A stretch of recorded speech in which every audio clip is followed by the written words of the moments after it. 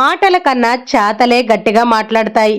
మాటలతో బోధించండి, చేతలతో మాట్లాడండి. మన ప్రార్థన త్యాగాలను చూసి దుష్టాత్మ భీతిల్లుతుంది. అలాగే మన అణుకువ మంచితనాన్ని చూసి కూడా దుష్టాత్మ భయపడుతుంది.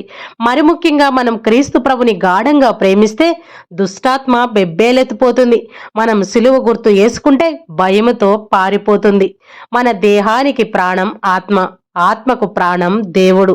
కాబట్టి ఈ లోక సంపదలపైన కాకుండా దేవునిపైన మన దృష్టిని పెట్టాలి. బాటసారి తన దూర ప్రయాణాల్లో చేతికర్రను ఊతగా తీసుకొని ఎలా ప్రయాణం చేస్తారో అలాగే మన జీవిత గమనంలో క్రీస్తు ప్రభు యొక్క సిలువను ఊతకరగా మనం ఉపయోగించుకోవాలి. మనం చేసే పాపాలను, తప్పొప్పులను ప్రతిదీ కూడా మనస్ఫూర్తిగా దేవుని దగ్గరికి వెళ్ళి ఒప్పుకుంటే దేవుడు నిండైన దీవెనలతో మనల్ని కనికరిస్తారు.